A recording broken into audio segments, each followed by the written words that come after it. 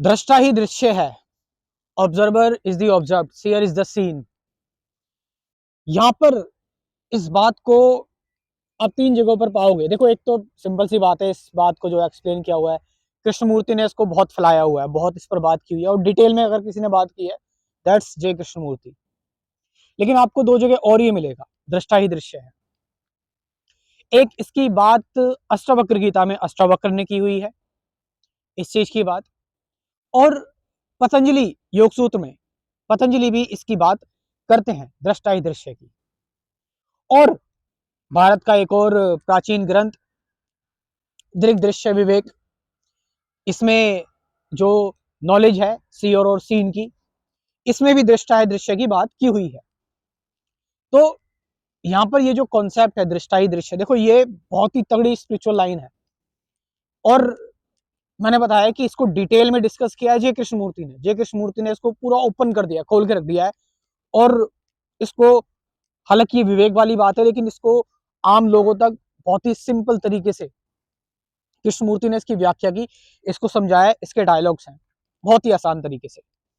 अब कई लोग कहते हैं कि दृष्टा दृश्य ठीक है, अब इससे क्या, मेरा क्या फायदा, क्या है ये दृष्टा दृश्य से क्या होगा। दृष्टा और दृश्य एक बार ये जानने का मतलब है, इसको फैक्ट के तौर पर समझने का और महसूस करने का मतलब यहाँ पर ये है कि अब आप अपनी कंडीशनिंग में, आपकी जो मेंटल कंडीशनिंग है, आप इससे बियॉन्ड चले जाते हैं, क्योंकि आप फिर एफर्ट नहीं करते, आप फिर चॉइस नहीं करते।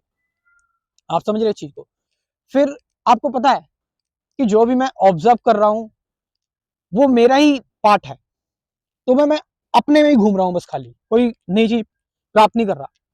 अगर मैं कोई अनुभव कर रहा हूं, ये वही बात होगी, मैंने बताया कि experiencer is the experience, analyser is the analyse, thinker is the thought, seer is the seen, watcher is watched, knower is the known.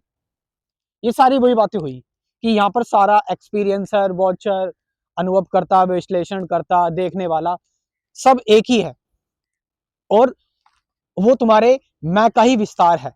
तुम्हारा जो आर्टिफिशियल में है वही चलता हुआ आ रहा है, वही आगे बढ़ रहा है। यानी फिर आप क्या करोगे, फिर आप इससे बियॉन्ड देखना स्टार्ट करोगे, क्योंकि ये आपको लिमिट कर रहा है। और जब आप इससे बियॉन्ड देखना स्टार्ट करोगे, इस लिमिटेशन से जब आप बियॉन्ड जाओगे, देन यू विल सी, आप बिल्कुल नए हो गए, तरोताजा हो गए, एकदम यंग हो गए आप फिर बस इंसाइट और परसेप्शन, आप बिल्कुल एकदम कह सकते हैं कि कोई रोबोटिक या मैकेनिकल चीज नहीं होगी आपके पास।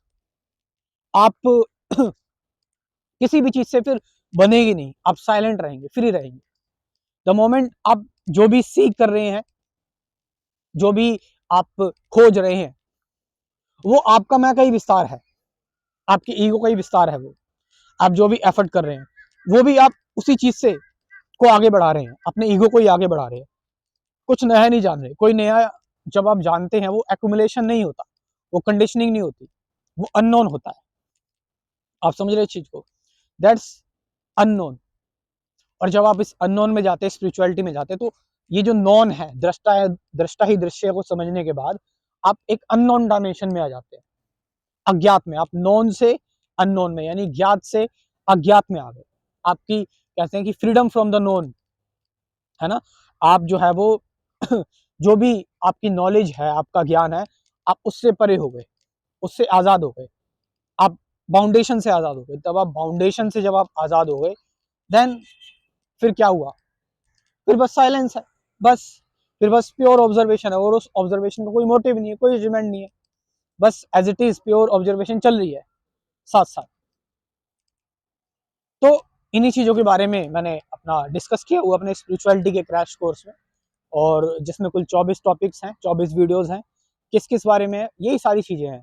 ध्यान क्या है, सत्य क्या है, वर्तमान क्या है, विचार क्या है, विचारों के परे कैसे जाए, साक्षी क्या है ना, सफरिंग क्या है, फियर क्या है, अवेयरनेस क्या है, मैं कौन हूँ, मेरी क्या आइडेंटिटी है, टीचिंग क्या है, लर्निंग क्या है, इन सारी चीज़ों की बात की हुई है।